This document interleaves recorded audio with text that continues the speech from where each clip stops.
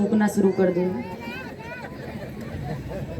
माताएं राजी हो रही है। महाराज जी नौन मिर्च धनिया वाले मंत्र तो बहुत फूकते हैं। देखो आज नमक खत्म हो गया, डिब्बा खाली है, और आज हल्दी नहीं है, और आज बच्चे की ड्रेस फट रही है, ट्यूशन की फीस जमा करनी है, और कोई नया मंत्र फूकना है तो बता दो। हमारा काम फूकने का ही है। कभी चूल्हा फूक देते हैं, और कभी हमारा जब अपना पूरा रूप होता है ना दुर्गा का, तो उस फूकनी से अपने पतिदेव को भी फूक देते हैं। बोलना पड़ेगा। अच्छा माताओं को ना तो इनके औजार भी बड़े अजीबो गरीब होते हैं। जिस बेलन से रोटियां बनाएंगी वही दिखाएंगी पति को बार बार। देख रहे हो, ये देख रहे हो ना। लेकिन सारंगपुर की माताएं नहीं है मेरी ऐसी, बहुत दूर की बात हो रही है। मन पे मत लेकर बैठ जाना, बोलना पड़ेगा। तो देवियों आज से पतियों के कान में मंत्र फूक देना। कौन सा? सुनो जी, अपने गांव में कथा चल रही है, और आपको पता है इतनी बड़ी कथा कोई अकेले नहीं करवा सकता। देखो किसी ना किसी को तो सिर सामना ही पड़ता है। 1 कुंटल की बोरी यदि किसी से उठवाओगे तो भैया उसके कमर में दर्द हो जाएगा। एक बार उठा तो लेगा, लेकिन दोबारा कह देगा मेरे बस की बात नहीं है। और वही 10-10 किलो करके यदि 10 लोगों से उठवा लिया जाए तो आराम से उठ जाता है। इसीलिए आप सब लोगों के गांव में कथा चल रही है, और आपका ही गांव है, और आप लोग कथा श्रवण करने आ रहे हैं। इसलिए आप लोग बढ़ चढ़ के इसमें सहयोग करें, कमेटी का सहयोग करें। किसका सहयोग करना है? कमेटी। यदि आप उनका सहयोग करेंगे तो मैं व्यासपीठ से दावे के साथ कहती हूं आपको हर साल कथा सुनने को मिलेगी महाराज। और यदि आप ही उनका सहयोग नहीं करेंगे महाराज, उनका हाथ पकड़ने की जगह पैर खींचेंगे तो वो करें क्या? इसीलिए हाथ पकड़ के आगे खींचिए, पैर पकड़ के घसीटिए मत पीछे। तो देवियों कौन कौन मंत्र फूकेगा थोड़ा बताना। देख लो, एक भी नहीं फूकेंगे। अच्छा अपने अपने पतियों से कौन कहेगा ये बताओ।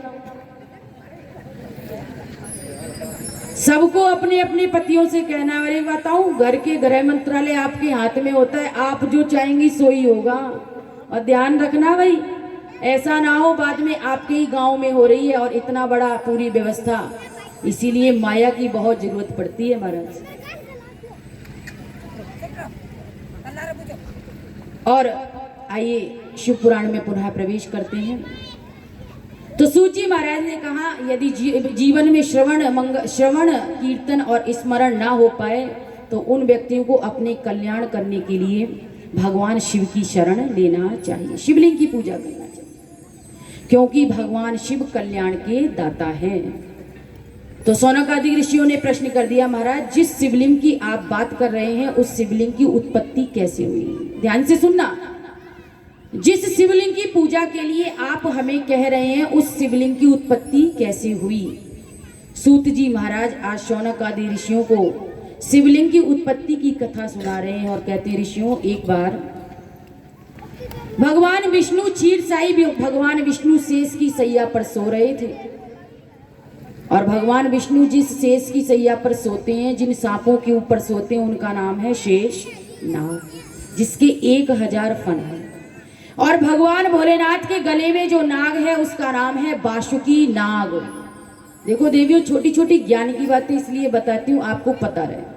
और भगवान जिस नाग के ऊपर बैठ करके ध्यान करते हैं वह नाग है तक्षक नाग। और एक बार भगवान विष्णु सो रहे थे शेष की सैया पर। भगवान विष्णु की नाभि कमल से ब्रह्मा का प्रकट हुआ, कमल और कमल के ऊपर ब्रह्मा। ब्रह्मा जी ने मन में विचार किया मुझे पैदा करने वाला कौन है, और चारों तरफ उन्होंने देखा तो उनके 4 मुख हो गए, चतुरानन कहलाए। और खोजने के लिए निकल गए आखिर मुझे जन्म किसने दिया। तो जल के अंदर प्रविष्ट हो गए और 100 वर्षों तक ढूंढ खोजबीन करते रहे महाराज, लेकिन कुछ पता नहीं चला।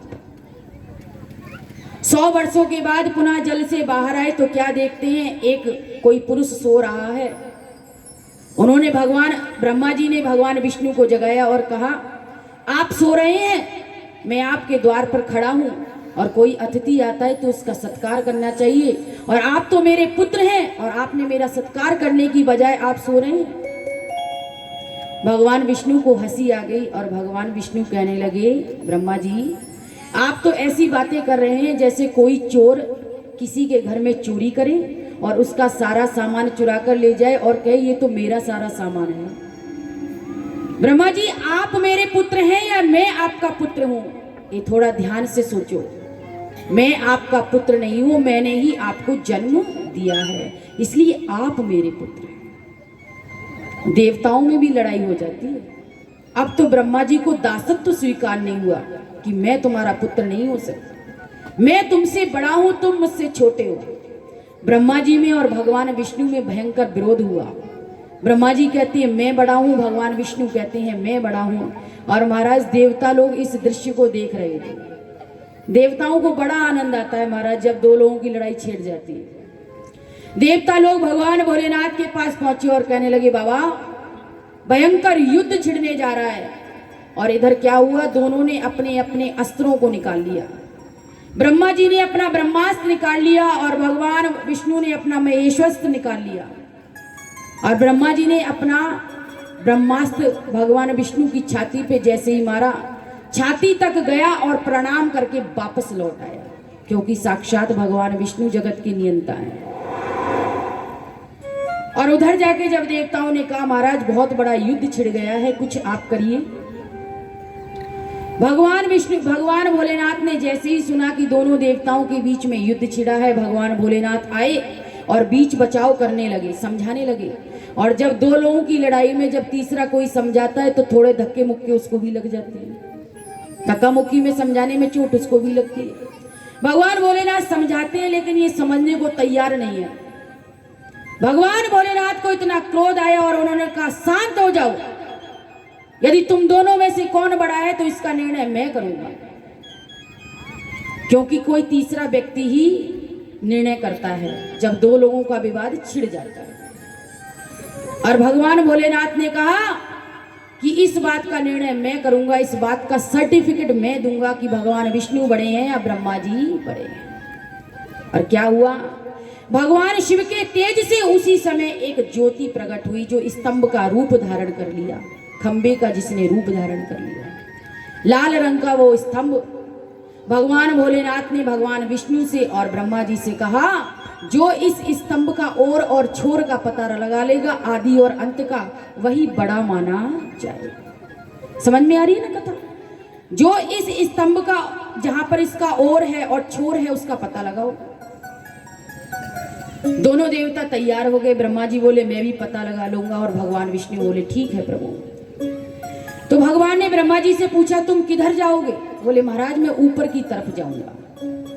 और भगवान विष्णु से पूछा तो आप? बोले प्रभु मैं नीचे की तरफ पता लगाता हूं, इसका छोर कहाँ, ओर कहाँ है, आदि कहाँ है और अंत कहाँ। और ब्रह्मा जी हंस के रूप में उड़े और ऊपर के ऊपर उड़ान चालू कर दी पता लगाने के लिए। और इधर भगवान विष्णु बराह रूप में प्रकट हो गए और बराह रूप में प्रकट होकर के धरती के अंदर प्रविष्ट होकर के उस शिवलिंग का पता लगाने लगे महाराज। क्योंकि भगवान विष्णु का सबसे पहला अवतार है बराह। करोड़ों वर्ष बीत गए पता लगाते लगाते, लेकिन दोनों देव पता नहीं लगा पाए। भगवान विष्णु को तो अपनी गलती समझ में आ गई कि मुझसे अपराध हो गया भोलेनाथ का। भगवान विष्णु आए और आकर के भोले बाबा के चरणों में गिर गए। बाबा ने तुरंत उठाया और हृदय से लगा लिया और कहा, भगवान विष्णु से कहा प्रभु आपने इस शिवलिंग का ओर का पता लगाया? बोलने लगे भोलेनाथ मुझसे बहुत बड़ा अपराध हो गया, आप तो आदि हैं, अनंत हैं, आपका आदि और अंत है नहीं, अनादि हैं आप, मुझसे अपराध हो गया। और इधर ब्रह्मा जी मन में विचार करते जा रहे हैं कहीं मुझसे पहले विष्णु ना पहुंच जाएं, कहीं उनको सर्टिफिकेट ना मिल जाए, सबसे बड़े देव विष्णु हैं। तो ब्रह्मा जी बहुत समय हो गया, करोड़ों वर्ष हो गई, कोई पता नहीं लगा पाए। और मन में विचार करते हैं क्यों ना मैं भोलेनाथ के सामने झूठ बोल दूं। कौन सा भोले बाबा यहाँ देखने आ रहे हैं? तो झूठ बोलने के लिए अपने साथ 2 गवाह और लेकर के आए, केतकी का फूल लेकर के आए और गौ माता को साथ में ले लिया। कोई व्यक्ति जब झूठ बोलता है ना उसको सहारे की जरूरत पड़ती है, उससे पूछ लो हमने ऐसा काम किया था कि नहीं किया था। और सत्य को कभी सहारे की जरूरत पड़ती नहीं, यही है ना। और महाराज जैसे ही ब्रह्मा जी आए, ब्रह्मा जी ने देखा विष्णु जी तो मुझसे पहले पहुंच गए और मन में संकुचित होने लगी और आकर के भोले बाबा को प्रणाम भी नहीं किया। भोले बाबा ने कहा, कहो ब्रह्मा जी, आपने पता लगा लिया इस शिवलिंग की ओर का छोर का? बोले हाँ, मैंने पता लगा लिया। भोले बाबा को बहुत क्रोध आया। भोले बाबा ने क्रोध भग किया, आंख लाल की तो इतने में ब्रह्मा जी घबराए। ब्रह्मा जी ने कहा, प्रभु यदि आपको मेरी बात पर विश्वास नहीं होता तो मैं 2 गवाह अपने साथ लाया कि इस केतकी से पूछ लो, मैं इसको लेकर आया। भगवान भोलेनाथ ने केतकी से पूछा, बोलो केतकी, ब्रह्मा जी ने छोर का पता लगाया इस स्तंभ के? बोले हाँ, मैं तो इस छोर पर ऊपर ही बैठी थी, ब्रह्मा जी मुझे वहां से उतार के लाए। अब तो भोले बाबा का क्रोध 7वें आसमान पर पहुंच गया और केतकी को श्राप दे दिया। केतकी, तूने झूठ बोला है, तेरी वजह से आज समस्त पुष्पों को लज्जित होना पड़ रहा है। जा, मैं तुझे श्राप देता हूं, आज से तू किसी भी देवता के ऊपर नहीं चढ़ेगी। इसीलिए केतकी का फूल किसी भी देवता पर नहीं चढ़ता, विशेषकर भगवान भोलेनाथ पर नहीं चढ़ता। गौ माता से पूछा, बोलिए गौ माता, क्या ब्रह्मा जी ने छोर का पता लगाया? गौ माता बोली, मैं तो ऊपर ही थी, मुझे ऊपर से ये उतार के लाए और इन्होंने पता लगा लिया। भोले बाबा ने कहा, तुमने एक रोटी के लिए झूठ बोला है, जाओ, मेरा श्राप है तुम्हें, तुम्हारा मुख अपवित्र हो जाए। जिस मुख से तुमने झूठ बोला है वह मुख तुम्हारा अपवित्र हो जाएगा और कलयुग में तुम दर दर की ठोकरें खाती फिरोगी। ये भगवान भोलेनाथ ने श्राप दिया है। इसलिए कलयुग में जो व्यक्ति तुम्हारी पूंछ पकड़ के दान करेगा उसका कल्याण होगा, और जो व्यक्ति सांकल पकड़ के दान करता है गौ माता की, उसका कल्याण नहीं होता है। गौ माता का पिछला हिस्सा बहुत ज्यादा पवित्र बताया गया है, इसलिए कभी भी आप गौदान करें तो आप पूंछ को पकड़ के ही करें। और यदि आपको पूंछ पकड़ने में थोड़ा सा भय लगता है, कहीं मार ना दे, तो उन ब्राह्मण देवता से कहिए इस पूंछ में कलावा बांध दो और कलावा को आप पकड़ लीजिए, आपका दान मान लिया जाता है। इस प्रकार से भोले बाबा ने दोनों को श्राप दे दिया और ब्रह्मा जी को श्राप दिया, ब्रह्मा तुमने झूठ बोला और तुम्हें पता है जीवन में सत्य का जितने वैल्यू होती है, सत्य को जितना माना जाता है, झूठ का कोई वैल्यू नहीं होती है। इसीलिए कहें, धर्म में न दूसरे साथ समाना, धर्म न दूसरे साथ समाना, आगम निगम पुराण बखाना, आगम निगम पुराण बखाना। भोले बाबा ने कहा, सत्य के समान कोई धर्म नहीं होता है और धर्म का तीनों लोकों में अभाव नहीं है और झूठ का कभी अस्तित्व नहीं होता है। जो व्यक्ति एक झूठ बोलता है उसको एक झूठ छिपाने के लिए 100 झूठों का सहारा लेना पड़ता है। बोलो भाई, वो बात सही है गलत है? एक झूठ को छिपाने के लिए आपको 100 झूठ का सहारा लेना पड़ता है और फिर भी एक ना एक दिन आपका झूठ पकड़ा जाता है। आज भगवान भोलेनाथ कह रहे हैं, तुमने बड़ा बनने की चक्कर में इतना बड़ा झूठ बोल दिया और मुझ शिव से झूठ बोला। प्राय लोग इतनी बड़ी बड़ी बातें करते हैं कि उनको होश ही नहीं रहती। एक बार 2 मित्र थे। एक मित्र बहुत अमीर था, बहुत सुंदर कथा है। बाल गोपाल से हाथ जोड़ के प्रार्थना है, मेरे ध्रुव प्रहलाद थोड़ा सा शांति बनाओ। और महाराज 2 मित्र थे, एक की शादी विवाह हो गया, बहुत अमीर था, बाहर रहता था विदेश। एक दिन अपने मित्र के पास फोन किया उसने और पूछा, भैया तुम्हारी शादी विवाह हुआ कि नहीं? तो मित्र ने कहा, अरे भैया हम गरीब को कौन अपनी कन्या दे रहा है लाकर, ना मकान है ना कोई कारोबार है, कौन देगा?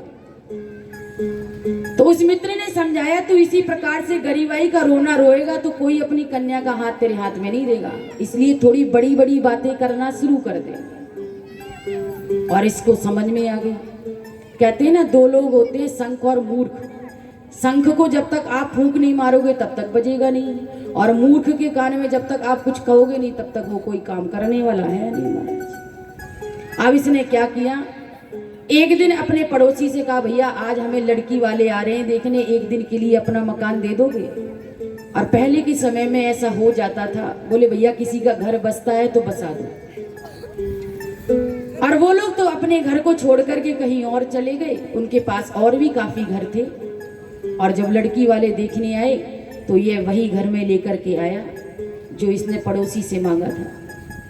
लड़की वालों ने कहा, भैया तुम्हारा घर तो, तुम्हारे घर के सामने खेत है, ये खेत तो बहुत अच्छा है। बोले ये तो छोटा सा खेत है, ऐसे 2-4 खेत तो मेरे बहुत बड़े बड़े गांव के अंदर पड़े हुए हैं। अब तो लड़की वाले समझे भैया बड़ा आदमी है तो। और एक बढ़िया सी लग्जरी गाड़ी खड़ी थी उसके दरवाजे पे, मकान मालिक की। बोले भैया तुम्हारी गाड़ी है? बोले हाँ हाँ, ऐसी गाड़ियां तो 2-4 जाने कितनी और खड़ी हैं, शहर के मकान में 2-4 गाड़ियां और खड़ी हैं। अच्छा, और ये मकान तो आपका बहुत अच्छा है। अरे भैया ये तो मेरा गांव का मकान है, शहर का देखोगे तो आंखें खुली की खुली रह जाएंगी। बोला अच्छा। और अंदर बैठे थे उसके पिताजी। बोले भैया आपके पिताजी हैं? बोले हाँ। ये तो मेरे एक पिताजी हैं, गांव में तो 4-6 पिताजी मेरे और घूम रहे हैं हमारे। तो लंबी लंबी हाँकने में यही होश नहीं रहता। मकान 4-6 हो सकते हैं, दुकान 4-6 हो सकती हैं, पिताजी भी 4-6 हो जाएंगे क्या? बोलो भाई, पिता तो एक ही रहेगा। इसीलिए इतनी लंबी मत हाँको कि आपकी बात की कोई वैल्यू ही ना रह जाए। ये हृदय में धारण करने वाली बात है। तो भैया 2-4 पिताजी ना हो तो ऐसी कहानी बिगड़ने मत देना, बोलना पड़ेगा। तो कौन रिश्ता करेगा जिसके 4-6 पिताजी होंगे? अपनी बेटी का भाग्य खराब करना है क्या उसको? तो आज ब्रह्मा जी से भगवान भोलेनाथ कहते हैं, तुमने बड़े बनने के चक्कर में झूठ बोला, जाओ मैं तुम्हें श्राप देता हूं, मृत्यु लोक में कहीं तुम्हारी पूजा नहीं होगी। अब तो ब्रह्मा जी रोने लगे। ब्रह्मा जी रोने लगे। इधर भगवान विष्णु के लिए आशीर्वाद दिया भगवान शिव ने और कहा, जो मृत्यु लोक में भगवान विष्णु के मंदिरों का निर्माण कराएगा, मैं उसको शिव वरदान देता हूं, मुक्ति की प्राप्ति होगी उसको। इसीलिए भगवान विष्णु के मंदिर बहुत मिलेंगे आपको। मिलते हैं कि नहीं? भगवान विष्णु ने कहा, प्रभु केतकी का फूल बहुत दुखी हो रहा है, इसको भी थोड़ा सा आशीर्वाद दो।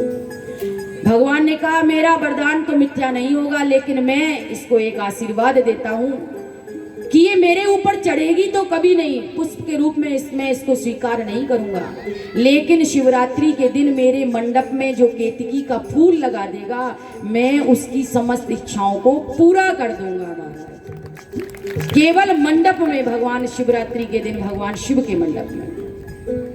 भगवान विष्णु ने कहा, प्रभु गैया मैया को भी थोड़ा सा सांत्वना दो, ये भी बहुत दुखी हो रही है। भगवान भोलेनाथ ने कहा, हे गौ माता, तुमने जिस मुख से झूठ बोला है वह तुम्हारा मुख अपवित्र रहेगा। और आप देख रहे हैं गौ माता इस मुख से कुछ भी भक्षण कर लेती है, पॉलीथीन खा लेती है, कुछ भी खा लेती है, लेकिन गौ माता का पिछला भाग बहुत पवित्र होता है। मृत्यु लोक में गौ माता का जीते जी गौदान करेंगे, ये गौ माता उसको बैतरणी से पार करा देगी। अब तो भगवान विष्णु ने कहा, प्रभु ब्रह्मा जी के ऊपर कृपा करो। भगवान भोलेनाथ तो आशुतोष हैं, दया के सागर हैं। भगवान भोलेनाथ ने कहा, भगवान विष्णु से कहा, प्रभु एक बार आपके हाथ से एक पुष्प गिरा था। पुष्प समझते हो ना, फूल। जिस स्थान पर आपका पुष्प गिरा था वहीं पर ब्रह्मा जी का केवल एक मंदिर बनेगा और उसका नाम होगा पुष्कर। और पुष्कर में केवल ब्रह्मा जी का एक ही मंदिर है और कहीं पर मंदिर नहीं है। इस प्रकार से ब्रह्मा जी का एक मंदिर बनवाया। और भगवान भोलेनाथ ने कहा, मैं ही स्वयं शंकराचार्य के रूप में जब अवतार लूंगा तो उस निर्माण करा करके वहां पर पूजा विधिवत शुरू कराऊंगा महाराज। और वही 2500 वर्ष पहले भगवान शंकराचार्य आए थे, जिन्होंने ब्रह्मा जी के मंदिर में अभिषेक किया और वहां पूजा आरंभ की थी महाराज। ऐसे भगवान शंकराचार्य हुए। और महाराज उसी दिन जिस दिन ये काम हुआ, जिस दिन ये बात हुई, उस रात्रि को भगवान शिव ने कहा इस रात्रि को आज से शिवरात्रि के रूप में जाना जाएगा। और भगवान विष्णु ने और भगवान महादेव ने उस शिवलिंग का जला अभिषेक किया, पूजन किया, और उसी दिन से शिवलिंग पर जल चढ़ाने की परंपरा प्रारंभ हो गई महाराज। इस प्रकार से शिवलिंग की उत्पत्ति और पूजा हुई है महाराज। और आइए, समय भी अब हो चुका है, समय को ध्यान में रखते हुए अब चलते हैं। भोले बाबा को प्रणाम करते हुए सभी लोग कीर्तन करेंगे और कीर्तन करने के बाद शेष कथाएं आपको कल श्रवण कराया जाएगा। मैं माताओं से कह रही थी कि जिन माताओं ने माला नहीं ली हो, आज कितनी माताओं ने माला ले रखी है? गले में कौन कौन पहना है? हाथ उठाएं।